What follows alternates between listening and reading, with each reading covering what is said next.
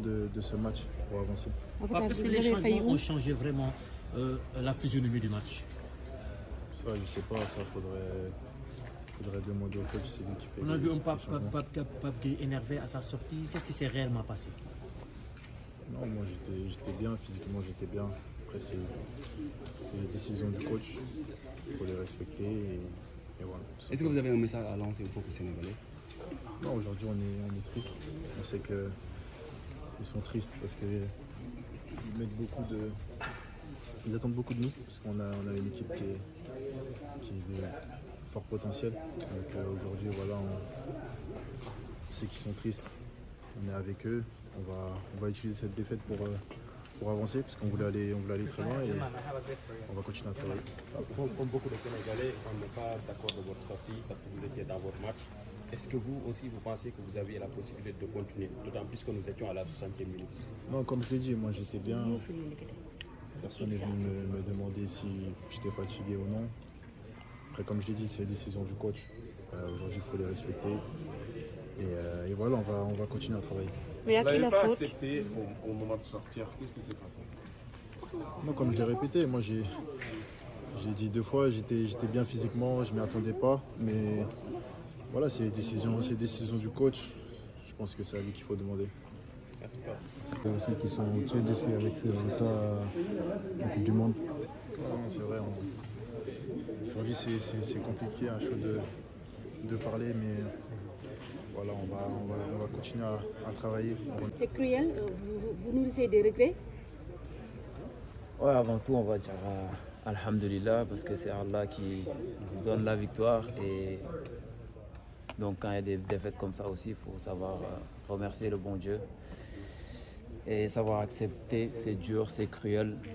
On aurait aimé aller loin dans cette compétition, mais malheureusement, voilà, c'est comme ça. C'était notre destinée. On a tout donné sur le terrain. On a fait ce qu'il fallait jusqu'à la 86e minute. On prend ces 2 buts-là qui nous mettent un coup derrière la tête. Et puis mentalement, c'était après compliqué de revenir. Et ce penalty à la dernière minute, voilà, c'est comme ça. C'est dur pour nous d'expliquer ou de comprendre la situation, mais il faut savoir dire Alhamdulillah dans n'importe quelle situation. Gana, qu'est-ce qui s'est vraiment passé?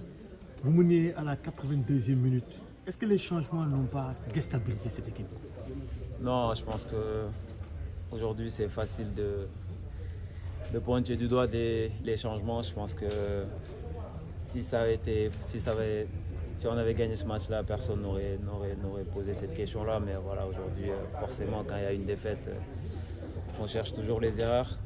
Mais je pense que c'est difficile pour nous aujourd'hui de comprendre cette situation-là. Je pense que le plus important pour nous, c'est maintenant on a juste hâte de rentrer à l'hôtel, prendre nos affaires et puis rentrer au pays, aux côtés de notre peuple, de notre population. Et voilà, c'est comme ça. On leur a amené la coupe il n'y a pas longtemps. Cette fois-ci, voilà, on va rentrer avec cette élimination à la Coupe du Monde. Et c'est cruel, c'est dur, mais voilà, on aurait aimé faire mieux, mais c'est comme ça. Qu'est-ce qui s'est passé?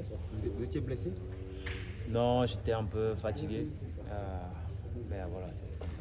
Un changement demandé? Oui, j'étais fatigué, j'ai demandé au coach parce que j'arrivais plus à avancer, mais après voilà. Tout au long de ce tournoi, on a beaucoup parlé de cadre, du début à la fin. Est-ce que là, vous vous dites que vous allez continuer avec l'équipe?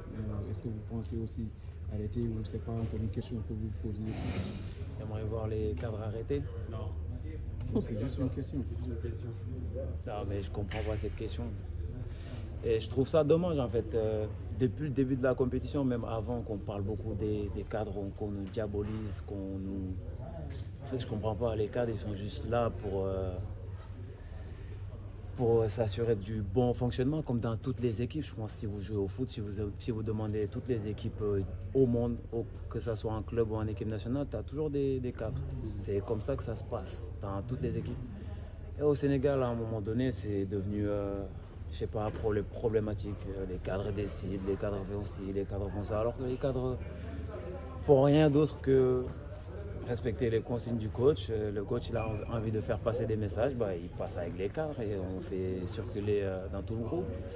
S'assurer que voilà, les joueurs qui sont déçus parce qu'ils ne jouent pas, être là, leur parler avec eux, voilà, qu'il faut rester en groupe, qu'on est tous ensemble. Ceux qui sont en main forme, les parler pour qu'ils travaillent un peu plus. On ne fait rien d'extraordinaire. On fait tout comme toutes les autres équipes. Vous avez toujours envie de continuer? Ça, pour le moment, c'est trop dur de penser à ça. Voilà. On sort d'une défaite aujourd'hui. Vous n'allez pas me parler de continuer ou d'arrêter. C'est dur de penser à cette question. Mais juste vous dire qu'il faut arrêter avec cette histoire des cadres. Un message pour le peuple sénégalais.